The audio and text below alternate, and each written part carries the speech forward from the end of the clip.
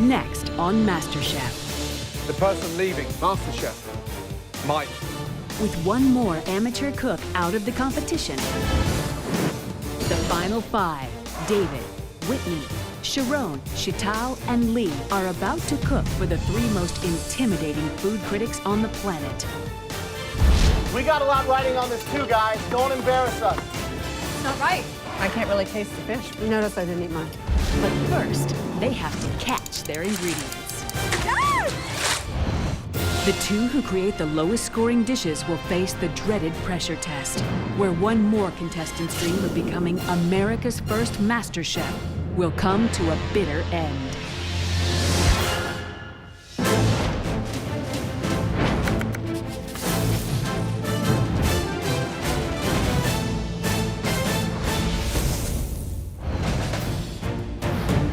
For the final field challenge, the contestants will each have to serve their best possible fish dish to the 3 most powerful food critics in America. Their ingredients must be as fresh as possible, so they're going direct to the source, the sea. Today's challenge is an individual competition. It's no more team challenges. I'm actually extremely excited for that because the only person I can blame for a loss or praise for a win is myself. So what are we hoping to catch? Sculpin? Sculpin. Maybe some red snapper? I've never cooked a sculpin. Really? Yeah. I'm relying on luck to get me through this one, at least with the fishing. Once I'm in the kitchen, though, it's a whole nother ballgame, because fish is really my forte. Being a lucky guy, I know I'm gonna catch some fish. Oh man, he's a fighter. I see Mr. David Miller over there struggling like he has the biggest marlin the Pacific Ocean has ever seen. Dude! Oh, it's a rock? You got a rock. Oh, yeah. It's a fighter, though. David Miller, the look on his face, that was priceless. All right, it's Season it well, David. been a long time since I've made rock soup. Little salt, little pepper. All right, here you go. Yes! Oh, I see color. Here it comes. Oh, nice one. This is really heavy. I was really excited, and I was the only one that had never been fishing. And oh my God, the sculpin fish is a really ugly fish. These are the spines that have the poison in it. Oh. This one down here has poison, and these. I looked down and I saw the spikes of that fish sticking out, and these scales are poisonous. Don't let that spine get you. After Sheetal caught her first fish, I was like, that competitive side got out of me, and I was like, I've got to catch the next fish. Woohoo! Yeah, I see him. Nice one, Dad. Yeah. Gorgeous. As a chef, it's a great opportunity to actually go out and pick your fish out of the sea. All right, guys, here comes the nice size one. That looks big enough for me. Way more connected to where your food comes from, and you got to do it justice. Our amateur cooks will take the fish they've caught and use it to prepare just one dish in the kitchen of Journey at the world-famous Ritz-Carlton. Right, how are we doing? Awesome. So Amazing. Our first individual challenge, head-to-head. Sadly, 2 of you will face a pressure test on the worst 2 tasting dishes. 1 of you will be leaving MasterChef. The critics, they are lethal. Some of the most powerful critics anywhere in the world. You're now about to face them. Joe, Jeffrey Steingart. Jeffrey is probably the most prolific food writer of our time. Head critic for Vogue magazine, the greatest food writer in the country. Wow. Yeah. I hear the name Jeffrey Steingart, and I'm like, oh my goodness. Jeffrey's best known for shattering people. Amazing reputation. This could be either really good or really bad. Tanya Steele. Tanya Steele is the editor of Epicurious.com. It's the biggest food website there is. And then finally, Barbara Fairchild, yeah? Editor-in-Chief of Bon Appetit magazine. The most sophisticated, discerning palates anywhere in the States today. I know Tanya Steele and Barbara Fairchild. You know, I've admired these women, and that even put more pressure on me, knowing how much I wanted to impress the critics today. Whitney, you won that amazing dessert challenge. You have 1 hour and 15 minutes to cook the most amazing dish. The rest of you have got 1 hour. While Whitney uses her advantage from winning the invention test to start filleting her sculpin fish, the others can do nothing but watch. Those 15 minutes seemed like eternity, but I really took that time to put my dish together, and now I know exactly what I need to do to really make the critics love my dish. All right, you guys, 1 hour, 1 stunning dish, starting from now. Off you go. Good luck. Everybody started rushing into the kitchen. I was like, oh my gosh, like, did you really use that time wisely? I mean, you had 15 minutes extra. That is huge when you only have an hour to cook.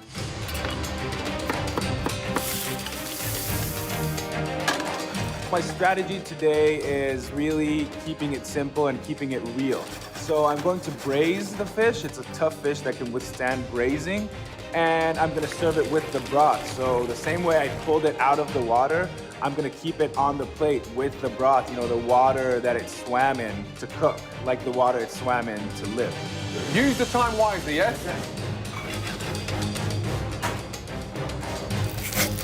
The inspiration for my dish came from the meat itself. The consistency of it is almost like lobster. Being from Boston, I think I've probably killed 700 or 800 lobsters. So I think lobster, I think butter. So I'll do a saffron butter poach with the Israeli couscous and some onions and some roasted peppers underneath. You tasting, David? I've been tasting the whole time. Whitney, what's the dish called? What are you doing? Roasted eggplant and zucchini. Right. I'm making a tomato sauce with Yep. the stock and plum tomatoes that I'm stewing down. I decided to put kind of like Italian spin on this dish, and I like tomato-based things. So I did a tomato sauce. How are you cooking the fish? Braise it. Braise it. They've got the work cut out. Right. Scorpion fish. Right. Yeah, it's going to be a very difficult challenge because it's an unusual fish. Yep. Make sure you taste everything you're doing. 15 minutes, yes? Use that time wisely, yeah? Ooh. I decided I was going to do a curried cauliflower, and I used the curry powder that was available, and I should have tasted it before I put it in the cauliflower because there was salt in the curry powder, and on top of that, I also salted with regular salt, and my first batch of cauliflower was disgusting. I had to start over. Right, Chantel. Okay, you're in control, yes? Yeah. Because you look like you're flapping around like a headless chicken. You guys look immaculate in chef jackets. You're actually looking like professional chefs. Make sure those dishes come out like professional chefs. Hey, anybody have salt? Found some. All right, Sharon, where you at? I took a risk and took 2 different proteins from the fish. That's the liver. Make sure you try one before you do it. I did. I picked sculpin liver because I tasted it, and it just had a very buttery, light flavor of the sculpin.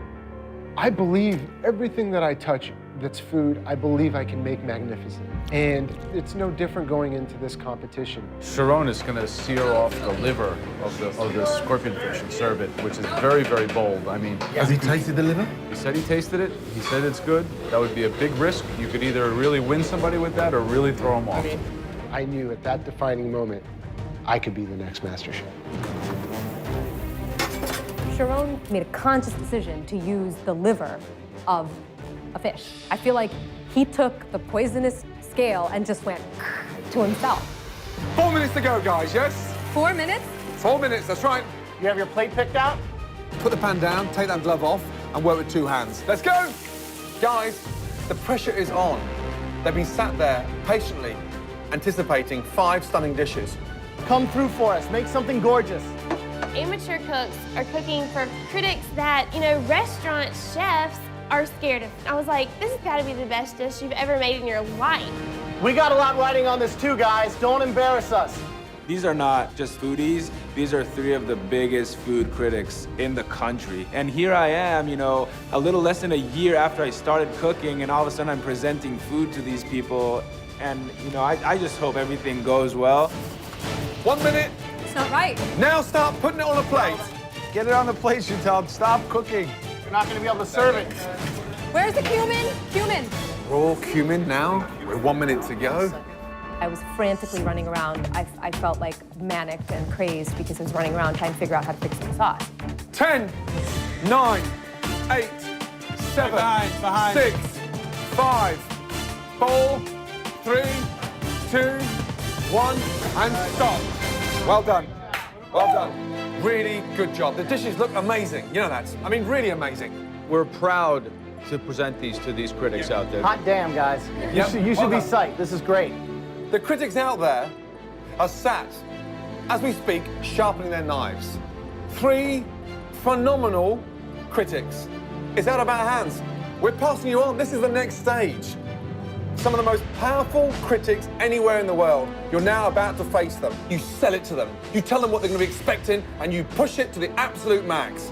Now get out there and sell them. First up, Whitney. The critics can give each dish up to 4 stars for a maximum of 12. The 2 cooks with the fewest stars will go head-to-head in the final pressure test, where one will be eliminated. My name is Whitney. What I have for you today is a pan-seared sculpin over roasted eggplant and zucchini. My sauce is a tomato sauce that I reduced with roasting the head and the bones from the fish. Where did you find fresh tomatoes? I actually used the tomatoes out of the can. I just let it reduce and crushed them up and strained the pulp. This is very interesting. Thank you. Both the zucchini and the Wow. eggplant were drenched with salt. Yeah. The garlic is overpowering. I can't really taste the fish because there's so much garlic in my mouth. How'd it go? Very good. And the score is Breath mints 3. David Miller. So I am freaking out. These are people that will wreck your restaurant if they write a bad review. They've had everything. You could name us any dish in the world and they've eaten it. And then no matter what it is, no matter what I'm making, they've had the same thing and they've had it better. Today, we're doing a saffron butter poached California scorpion fish over Israeli couscous with roasted red and yellow peppers and a touch of smoked sea salt. Do you cook couscous a lot for fun at home? I've never made Israeli couscous. Wow. I So hope I got it al dente. Why did you choose to make it today if you've never made it, knowing that we were going to be tasting it?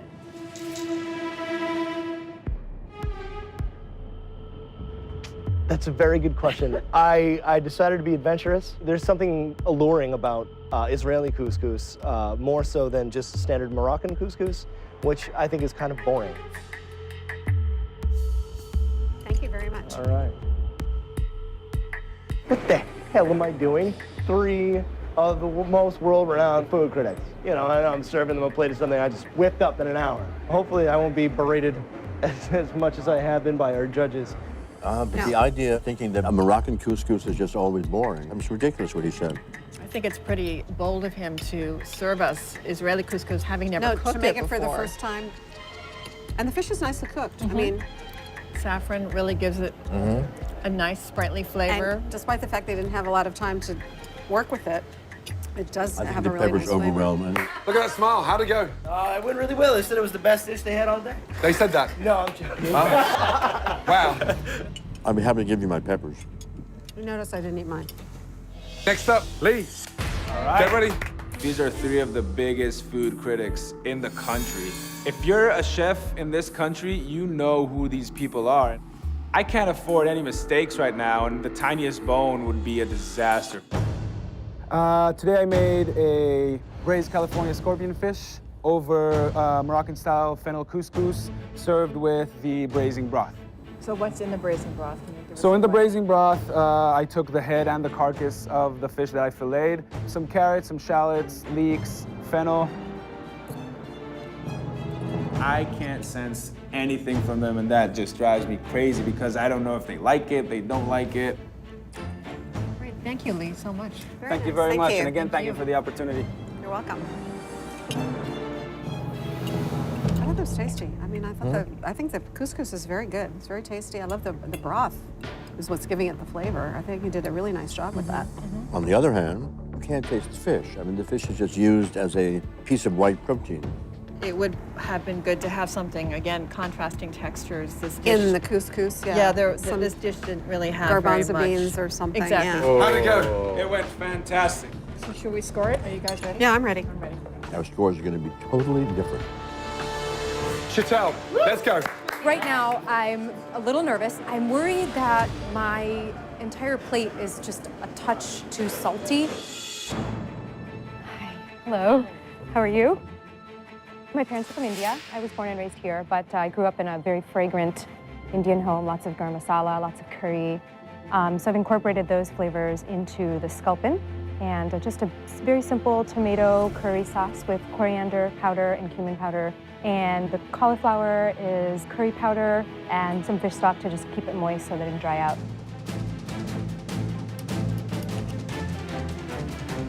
Well, thank you so much. Thank you very, very much. Thank you. One thing that's good is the curry powder is not overwhelming. Sometimes it can be overwhelming, and this was not overwhelming. Well, unfortunately, I have some bones in mine. All right, how we do? Right, how'd it go? Fine. Yeah? You're smiling. Yes. What did they say?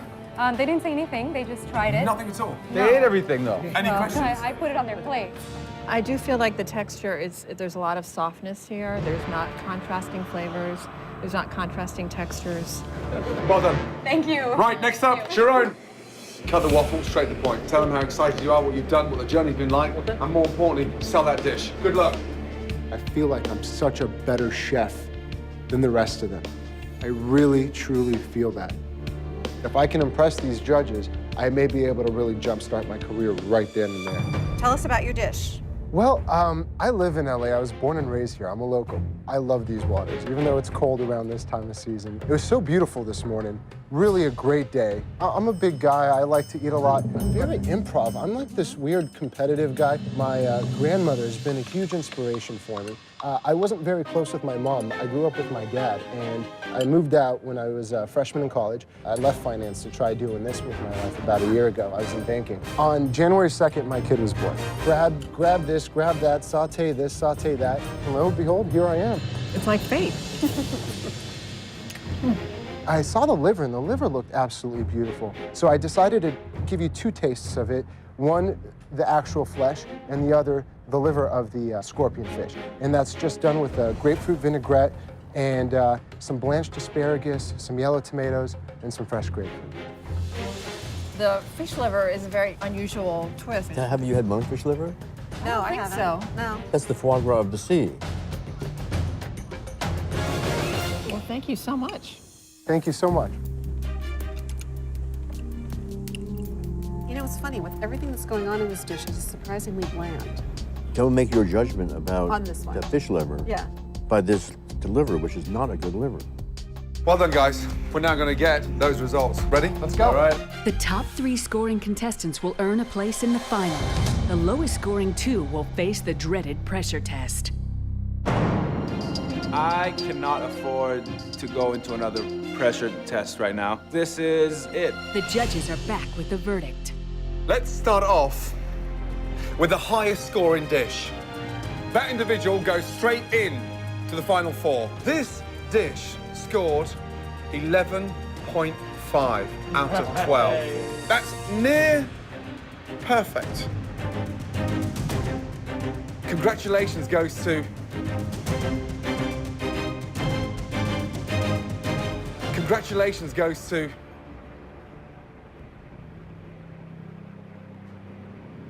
David Miller.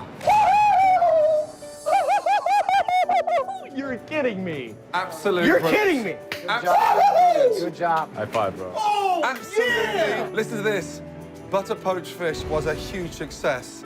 Phenomenally balanced, seasoned beautifully, incredible. Couldn't stop eating it.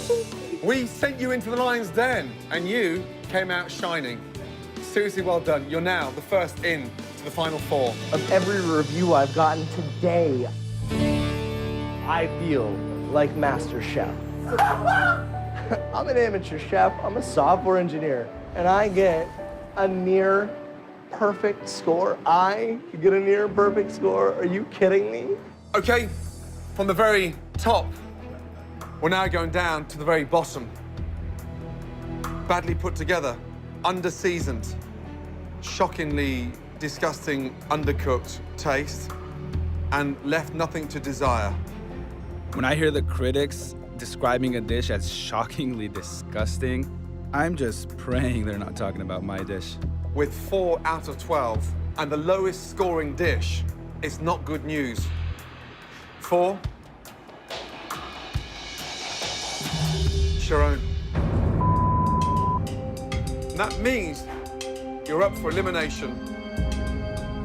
Why deliver? Why go that route? You could have taken it a little simpler and made it just beautiful on its own. I've been cooking for 25 years. I wouldn't have taken that risk today if this was my kitchen, my restaurant, and I had those tough cookies sat there. I wouldn't do it. I wanted to grow. I wanted to challenge myself. And although maybe at times it helps to play safe, but I'm not here to do dishes that I've done 10 times before. I'm here to be a master chef. The next person advancing straight into the final 4, joining David Miller with a score 8 out of 12.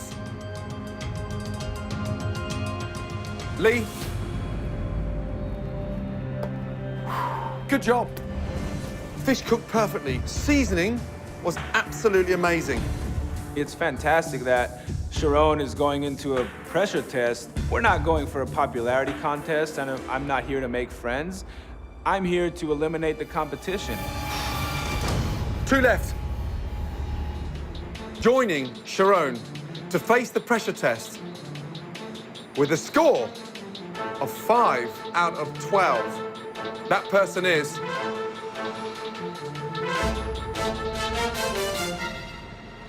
Whitney. 5 out of 12. Chantel, congratulations. You are through to the final 4. Whitney, too salty, way too much garlic. Slightly shocked on using canned tomatoes on such an exquisite dish. Why tell the harshest critics anywhere in the world today that you're serving them canned tomatoes? Well, if you just turn around and look on that tray there, you had the most amazing, fresh tomatoes on the vine. The results are not what I expected at all. I'm really upset. But anyway, no, I'm just gonna fight back because tomorrow I'm not going home. 3 of you are going to be sleeping well tonight. 2 of you are not getting any sleep. I'll see you tomorrow for the pressure test, where 1 of you will be leaving MasterChef. Whitney has been this quiet underdog, 22 years old. I think I've got a lot more experience, but then again, she continues to do very well because she just does what she knows, and that's what I'm gonna do. And if I do what I know, I can win this.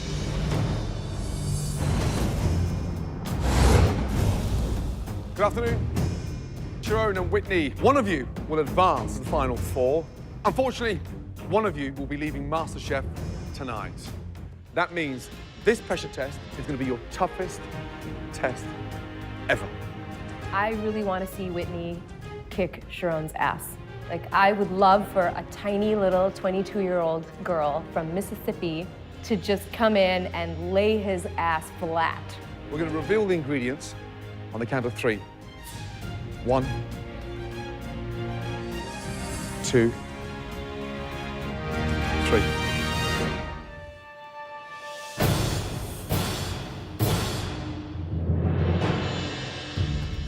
Oh, boy. Right, in front of you are some of the most amazing ingredients. Beautiful chocolate, oranges, eggs, sugar, butter, milk, cream. I'm not feeling great because this is not my strongest point. And I look to my left, and the last person I want to see to my left is Whitney. But lo and behold, there she is. Sharon and I, as far as sweets, it's even still almost on the same level. He won the cupcake challenge. He was in the top with the dessert challenge. So, you know, it'll be a battle today, definitely. There's nothing more terrifying than trying to create and cook your very own monstrous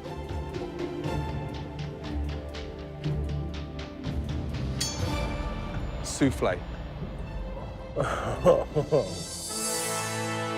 This dish puts the fear of God into chefs around the world. Guys, this freaks me out. Soufflés are one of the most technically difficult dishes that you can make. And when it's great, it can be one of the most epic desserts that you could have in the world. And when it doesn't work, it's a complete disaster. And the secret of a good souffle is to get straight from the oven to the table in a maximum of 90 seconds. It is very difficult to make a souffle. One reason is because they can sink so easily. Sharon and Whitney are free to make as many soufflés as they like in 90 minutes, but can only present one to the judges. Good luck to you both, because you're gonna need it. 90 minutes, starting from now. Off you go. Good luck.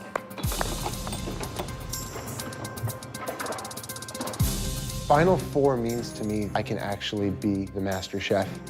I can make my dream of opening up a restaurant come true.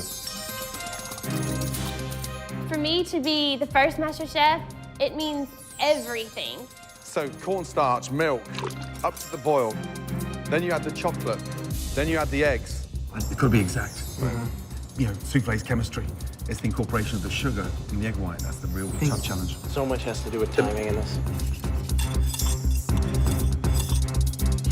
I'm just trying to make sure I measure everything and just do everything to a T because this is such a critical dessert. They need to cook one first within those 90 minutes to understand, to gain that confidence to let it rise so the underneath gets that momentum and pushes the souffle out. It's not liquid, but just slightly gooey at the bottom and not liquid. If that comes out undercooked and it's risen a little bit, it will go flat within seconds. Why didn't you put the milk into the chocolate instead of the other way around? Whitney is very methodical, but making some mistakes. She took the chocolate off of the double boiler and then poured the chocolate into the milk when she should have taken the milk and dumped it onto the chocolate while it was still in the double boiler.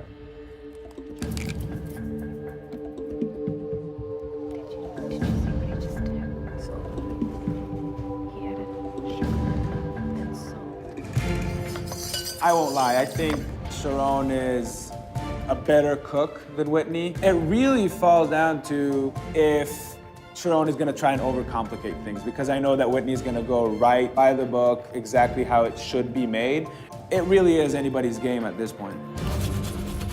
Guys, there's 30 minutes gone. You've got 1 hour left. I urge you to get one souffle in the oven so you get some idea of the correct balance of the sugar, the egg white.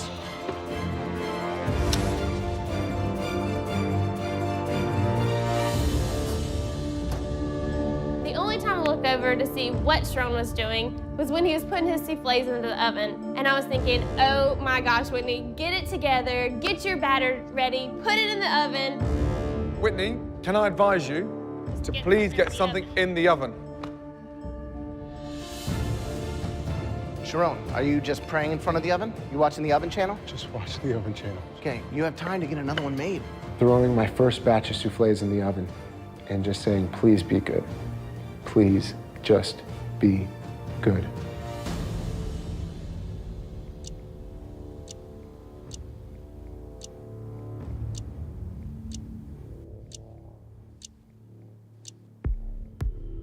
Waiting is not fun, it's torture. That's why I hate baking. Just under half an hour to go, guys, yeah? Whitney, please put something in the oven. Otherwise, tonight, you'll be cooking for your parents again. I don't know where the time went. I mean, it was insane. I guess I was just really trying to be so precise with my measurements. Every detail of the chocolate souffle, I wanted to do perfect. Oh my God, where did you put your hands in With 20 minutes left, Sharon enjoys a huge advantage as he samples his first souffle, while Whitney is just getting her first batch into the oven. It tastes really good. Whitney, how many soufflés you got in the oven? I have two. Two. Okay, guys, 15 minutes to go. They take minimum 14 minutes to cook. I got 15 minutes to go. I put my second batch in. I'm hoping that this batch will rock and the judges love it. You open that oven door. Yeah, and it's destroyed. Take your apron off. Yeah, go back to Mum and Dad. Keep that door closed. Oh my God. I have no time to put any more into the oven.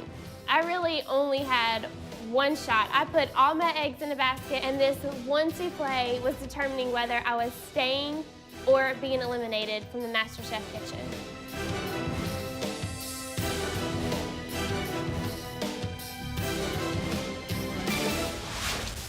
"11 minutes left." So Whitney, how long do you take them out of the oven? They've been in for 13 minutes. So there's no alternative. What you've got in there, you're serving. 22-year-old Whitney loves to bake, but in the hopes of creating the perfect batter, she never completed a trial batch. Will her quest for perfection pay off, or will it cost her the MasterChef crown?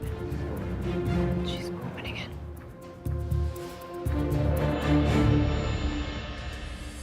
Oh, wow. I was like trembling as I'm taking the tray of souffle out. It was perfectly risen, but if I didn't hurry up and present it to the judges, it could easily collapse. As I told you before, 90 seconds before that starts deflating. Come on!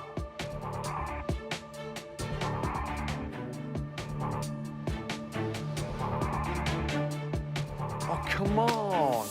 If it deflates before we get here, there's no souffle. My souffles are in the oven. Whitney's comes out and it looks beautiful. And I'm hoping she dropped the souffle. But there's nothing I could do but wait. It's hot. Of course it's hot. Where's your glove? It's collapsing, Whitney. Whitney, it's collapsing.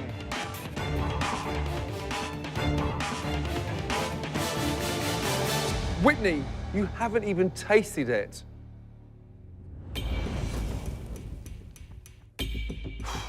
Guys, souffle waits for nobody. Crack it. It smells delicious.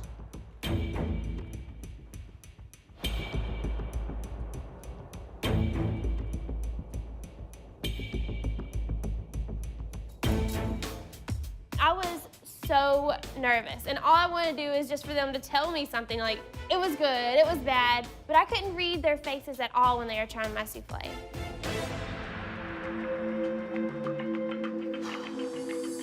I was hoping that one mistake she made would play to my advantage.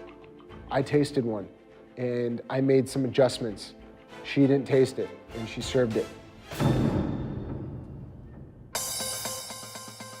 Sharon's souffle has been in the oven for 11 minutes. With only 3 minutes left, his souffle must quickly rise to the occasion, or this will be Sharon's fall from the MasterChef kitchen. Sharon, you have 90 seconds to go. And if nothing hits this table, you are automatically disqualified from this competition. Crazy. 60 seconds to go.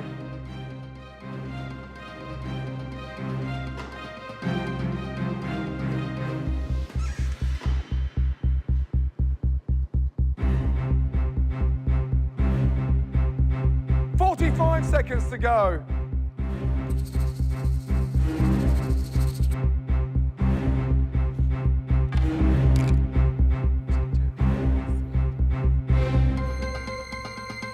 Seconds to go. 20 seconds to go. With 18 seconds left, is this it? This is it. What was that last bit you put on top after the icing sugar? A little bit of sea salt.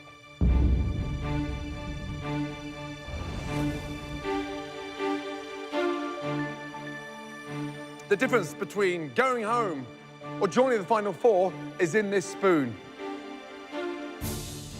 Cross up the top, straight down to the bottom.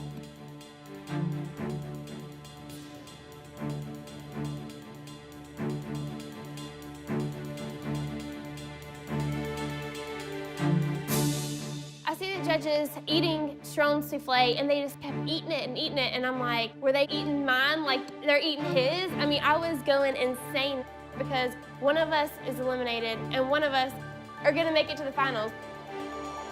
You left that, literally, to the last second. Well done.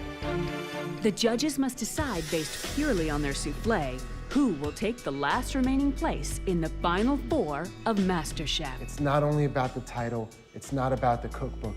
It's about the honor of having 3 individuals who I respect so much look at me in the eye and say that I have it and that I'm it. Okay, Sharon, Whitney, well done. 2 delicious soufflés, but there is only one winner.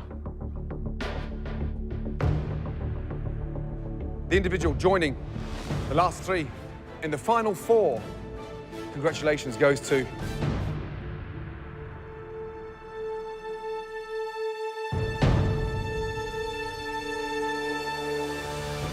Whitney. Well done. Congratulations. Really well done. Your souffle was perfect. Absolutely perfect. Sharon, yours was delicious. Sadly, slightly undercooked, slightly cold in the center, and something that needed 2 to 3 minutes more to perfect. I was 3 minutes away from perfection, and now I'm out of this competition. Faced a really big challenge today. I really had to take down the pastry princess. It just doesn't feel good going home, because deep inside my heart, I really feel like I had it in me, and I could have won this thing. You're a great cook, a great risk taker. Putting that salt on that souffle gives me goosebumps because it took balls that clang, and it really kind of blew me away. You have got to keep your head up high. There's something exciting about the danger that you take with food. It's refreshing. You're quirky, you're confident, you're a great risk taker, and you're going to go far with food. This has been absolutely a privilege and a dream come true to learn from you guys. Sharon, I know you used to stop by Mozza when your wife was pregnant, but if you ever wanted to stop by there and have a job there, we'd be proud and happy to have you. Sharon, your time is done in MasterChef. Well done.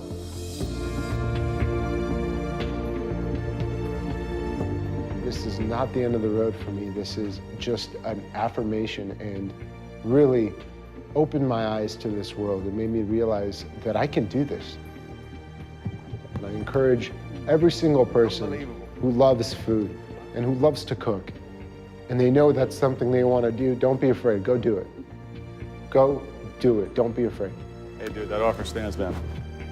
I'm going to take all that amazing experience and make sure that I flourish with it, make sure that I grow and open up one of the best restaurants in LA, and hopefully maybe compete someday with a restaurant like Gordon Ramsay's. America's going to get a taste of that.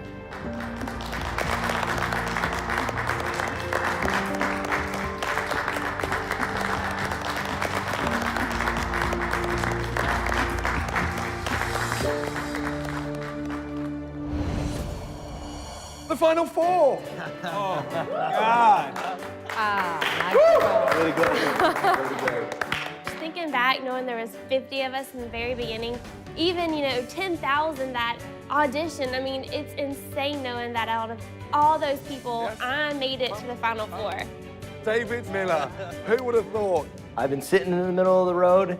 Now I'm at the top of the game, and I want to show people that I belong here at the top of the game. Give yourselves a round of applause. It's anybody's game right now. It's like bottom of the 9th inning, and it's exciting. Looking at the 3 others that are still here, I have as good of a chance of winning this as any of them, if not the best chance, and I am so excited right now. Now, you know you're going to have to raise your game because the stakes have just got higher. Well done. Get some sleep because you deserve it. Good night. Thank you. Good night, good night, good night. Next time on MasterChef. The first ever MasterChef final. It all comes down to America's 4 best amateur cooks. Whitney, the 22-year-old student. I can win this. Bartender Lee. Second place is not an option. Software engineer David. To be number 1, that's what I'm here for. And Chital, a teacher. I am definitely here to win. They'll face off in their toughest battle yet and cook the most important dishes of their lives. God. Oh! That is a very big mistake. 4 finalists competing for $250,000, a cookbook publishing deal, and above all else, cooking's most coveted title. The winner of America's first ever MasterChef.